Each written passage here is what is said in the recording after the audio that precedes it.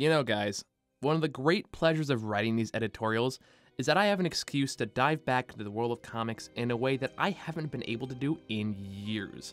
And as such, have been able to dive into comic runs and series that I've completely missed over that period of time. So on that note, I finally caught up with Tom King's Eisner Award-winning series, The Vision. And yeah, it absolutely deserves every bit of that award. For those not aware of the series, first of all, shame on you, but I'll explain what it's about anyway. The Vision was a 12-issue series released in 2015, written by the previously mentioned Tom King, with art by Gabriel Hernandez Walta, that told the story of the Avenger known simply as The Vision, who many of you know from his appearances in the Marvel movies as played by Paul Bettany. Thank you.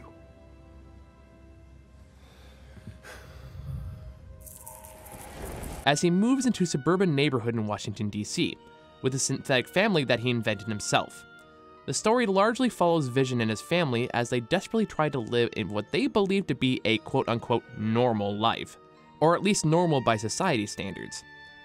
As you might expect though, things don't quite go as planned as they are forced to deal with the judgment of those around them, the unwanted attention that being a superhero tends to bring, and the haunting but unspoken truth known by all in the Vision family that what they believe to be normal is unattainable to them.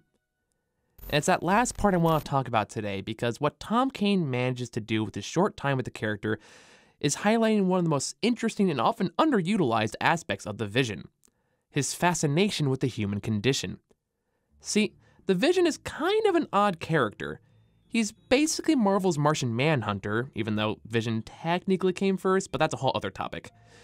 In that they have the ability to change their density at will, are one of the most powerful members on their respective teams, and both come from a background that is different from human life, and thus have to adapt to its complexities.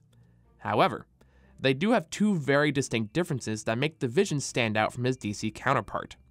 Firstly, Martian Manhunter had a full life with a family before he came to Earth, and had a wealth of personal experiences to draw from in adapting, while Vision was literally created in adult form, and his first life experiences are working with Ultron trying to kill the Avengers. He doesn't have experiences to draw from to help him adapt to the human world, he only knows what Ultron programmed him to do. Everything else he has to learn the hard way. Secondly, Martian Manhunter can shapeshift into whatever or whoever he pleases, and thus has a feasible way to blend in. Vision can't, at least not in the comics, and thus has to not only adapt to life with no experience, but is also forced to blatantly stand out in the process. These are the two elements that Tom King thrives on in his book, because Vision was simply created and thrown into the world with only the information his creator deemed necessary. When he gained autonomy, he's always been on a personal quest to find his place in the world, to capture parts of the human experience that he can enjoy and grow from. Hell, we can see this in the second issue he appears in, where he seeks privacy to shed a single tear of joy when he experiences acceptance for the first time when he joins the Avengers. He even pursued a relationship leading to marriage and children with the Scarlet Witch, but the less said about that, the better. From the moment of his birth, Vision has sought the basic qualities of life that make being human so appealing. Compassion, love, family, friendships, all concepts that are inherently understood by everyone else around him remain concepts Vision had to work hard not only to understand, but to have and maintain. Because whether he likes it or not, Vision will always be the outsider looking in, trying desperately to be accepted as a living, feeling being, but always seen as just the robot. That's honestly the great tragedy of the character. He wants everyone to see him as more than a machine, but he secretly knows he never will be, and his continued efforts to change this ends up causing more problems.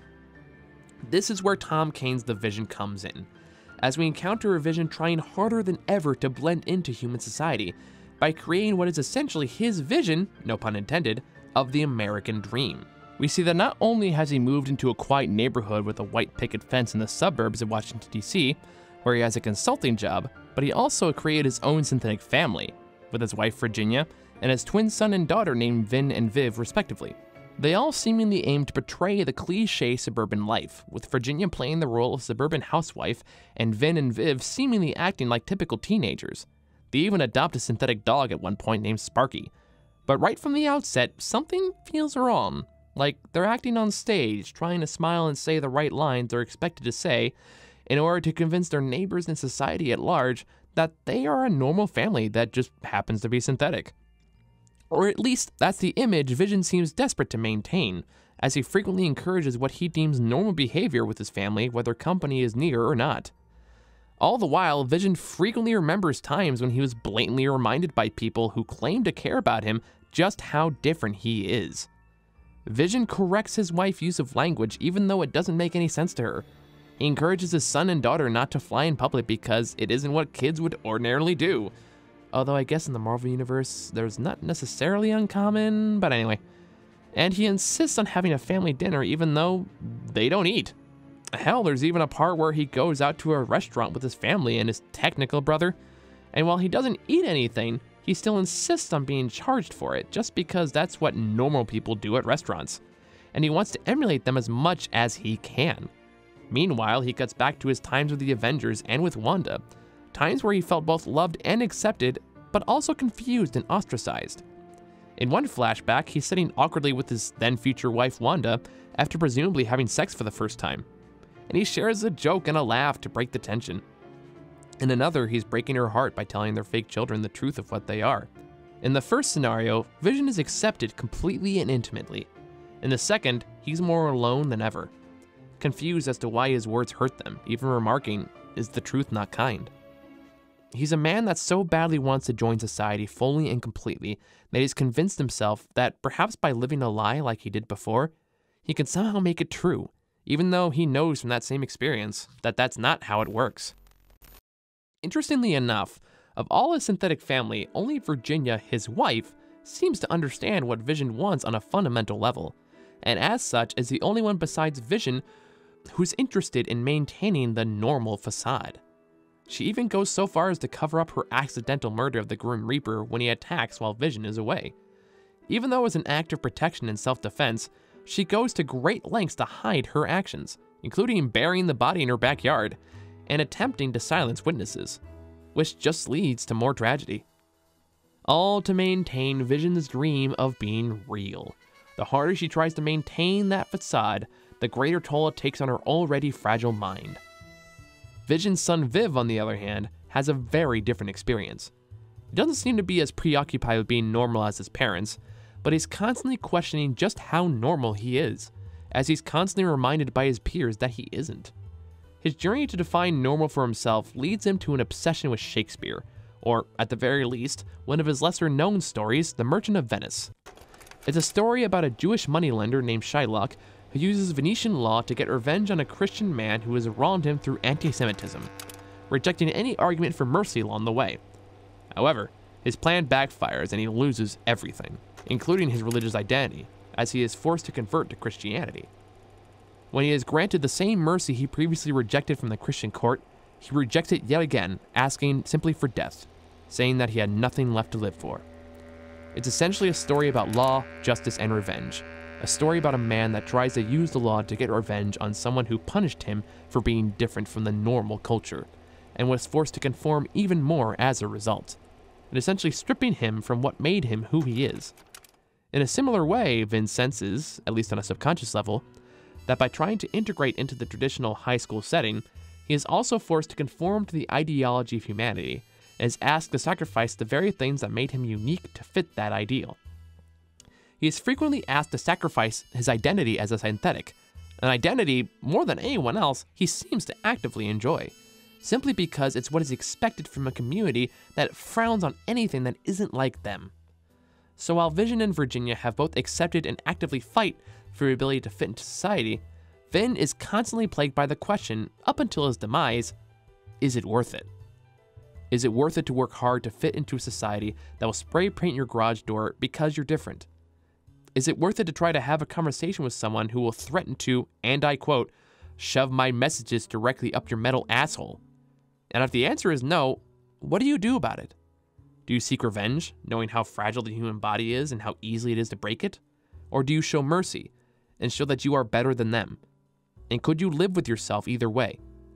Unfortunately, Vin never gets to come to his own conclusion before his untimely death, but his parents inherit the same question as a direct result.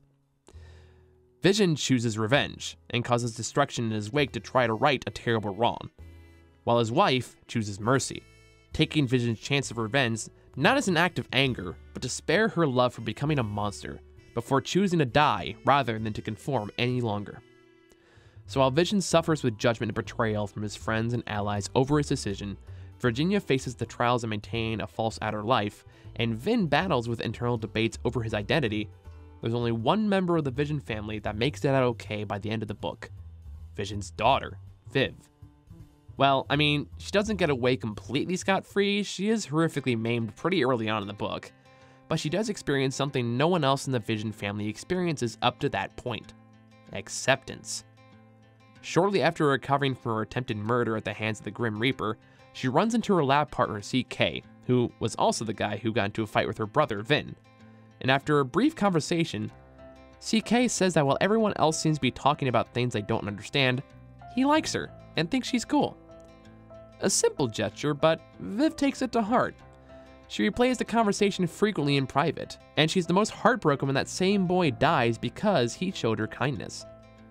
She's also the only one in the Vision family who really doesn't try all that hard to be quote-unquote normal, and therefore gets the closest thing to a happy ending this story has. She's not immune to all the tragedy and horror that happens around her throughout her story, but she seems to be the only one that chooses to cope with them in her own way rather than what society would have her do. She quotes the line CK left in his yearbook: "It's all about the love." She said it to herself when family drama takes place. When her brother dies, she chooses to try prayer, not because she necessarily believes in God, but because it might bring her some peace. And she's also the only one to actually learn a lesson by the time the story concludes. Vision doesn't seem to learn anything. He still seems obsessed with the idea of being normal and having the human experience. Viv, remarkably, doesn't seem to have that problem. She outwardly rejects the idea of pretending to fit in with society and directly tells her dad that she's not normal, and she says it with a smile. Of all the Visions, she's the only one that comes the closest to self-actualization, recognizing her father's sacrifice and limitations, but also knowing that she doesn't have to hold herself to those same limitations. While everyone else was subjected to the cruelty and the judgment of humanity, Viv was exposed to just a bit of the good that humanity is capable of, and as a result, she grew as a person from her experiences rather than regressed. So, what does this all mean? What is Tom Kane trying to say with this story? Well, outside the central themes of prejudice, racism, and the struggles of trying to integrate into a traditional society, I would argue that the overall narrative surrounds the concept of nature versus nurture. Now, for those not aware, nature versus nurture is one of the oldest debates in psychology that asks a simple question: what influences you more, your genetics or your environment? Are your accomplishments or failures in life due to the genes you were born with, or are they due to lessons you learned through experiences you had and or where you grew up? This is a topic that has raged on since the time of ancient Greece, and has had a lot of development since then that could be its own video, but for the sake of simplicity, I'll just say the general consensus these days seems to be a bit of both. The genetics passed down to you certainly play a part in your natural abilities, and at least some part of your personality, but your immediate environment and your experiences you have also have a massive impact on which part of those genetics grow into the forefront and what tend to recede. In relation to the Vision, we can see how the family experiences directly influence how they develop throughout the series. Each member of the family is at a different point in their development, and therefore have very different reactions to their situations and how they grow or recede as a result. While the parents are more set in their ways and willing to fight to keep their ways as is, their children are still developing and are more susceptible to life lessons and can choose how to grow from them. The Vision, as a character, is already a walking embodiment of nature versus nurture, having been created by Ultron and genetically programmed to destroy his father's enemies. But it's through his interactions with the Avengers and the lessons he learned from them that he grows into his own being. The problem is that he's never really accepted his own nature and longs to become more than human, to match the companions who gave him a chance when none would, which leaves him developmentally stagnated. His wife Virginia is pre-programmed with the disposition to help make Vision's ideal life a reality. She serves as Vision's, vision of what he wants his normal life and normal wife to be like, and is never given any other responsibility or encouragement that allows her to step outside this predetermined role. Thus, she remains stuck in her own nature, trying desperately to hold on to her singular purpose until it ultimately consumes her. His son Vin goes the opposite direction. He's definitely more open to exploring the experiences of life, but he walks away much more conflicted as a result, struggling with his nature and his identity, confused on whether he should conform to society or rebel against it. All of these characters struggle in some way with their own development. Learning more into relying on nature seems to lead to enslaving yourself to a false reality, while leaning too much into nurture leads to confusion on who you are and what you need to do to find your place in the world. No one in the Vision family ever seems to come to a proper solution on how to live in this community that, while they don't outwardly reject them, certainly aren't comfortable with their presence. Everyone, that is, except for Viv. By the book's end, Viv is the only one that not only seems to come to terms with who and what she is, but has also learned the lessons through her trials that let her adapt much easier than the rest of her family to the modern world. Through her experiences and what she's been through, she's the only member of the family that gets the closest to Vision's dream of mirroring reality. She accomplishes this because, unlike her brother who experiences outward rejection pretty early on, Viv actually experiences acceptance, not only teaching her that humanity is capable of such things, but also that she doesn't need to change herself to receive it. He liked her because of who she was, and while she doesn't immediately realize this, she does take it to heart and spends a majority of the book dwelling on this fact. It isn't until the smoke clears that she's fully realized the most important lesson from her experiences. Trying to be normal isn't necessary, and it robs you of your identity. And when all is said and done, you can't outright reject your own nature, nor can you ignore the influences of your environment. There has to be some kind of balance, to be able to learn from the world without being fundamentally altered by it, to learn and grow from your experiences without sacrificing who you are to do so. Viv is the only one who seems to either consciously or unconsciously realize this by the end. As her father laments that his dream family failed and that he should have done better, she simply replies with a smile, "I am not normal, father," and leaves. She's all right with not being normal. She understands that's a necessity of life to own that about yourself. Viv isn't normal. Vision isn't normal. And that's okay. Because being different isn't inherently good or bad. It's what you make of it. But that's the thing about development as a person, about nature versus nurture. If you want to keep growing, if you want to keep developing, sooner or later, you have to be able to look at yourself and accept the nature of who you are if you don't want to be a slave to what your environment wants you to be. As dark, unsettling, and at times disturbing as Tom Kane's The Vision is, I would argue that his overall point, outside of narrative themes, is that we should accept and allow ourselves to not be normal, and to also accept others who don't fit the societal standards you're accustomed to. In doing so, you not only give yourself permission to grow into someone that's uniquely you, and therefore do the great things only you can do, but also allow others to know that there's nothing wrong with being different. And you know what? We really need that right now. We need to be accepted as we are, not from what is expected from us. We don't fit into molds, and we shouldn't. Society often deems that we need to fit into some cultural ideal and try extremely hard to force us into that proper shape. But it's only when we accept ourselves and those around us that those molds lose their power. Does that mean people should just shrug off any judgment, prejudice, or intolerance as long as you accept yourself and at least one other person accepts you? Hell no. We should always be pushing society to accept what it deems unusual. That's why civil rights movements and protests are so incredibly important. We need to keep the pressure on the world to tolerate what it actively refuses to, otherwise nothing will ever truly change. Vision has every right to fight for his place in the world and to try to fight for the life he wants. However, he does so without ever accepting and loving what makes him stand out.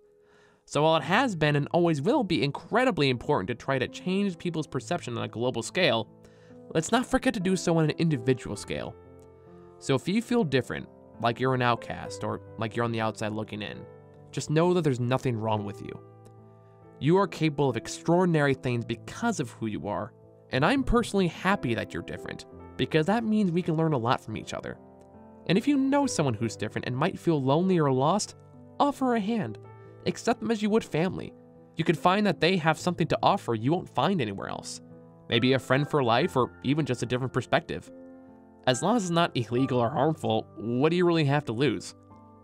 The world can be a dark, confusing, and crushing place, and the only way we're going to get through it is with each other. Are you not normal? Good. Do you know someone not normal? Good. Accept them and accept yourself, and maybe we can make the vision of a better humanity a reality.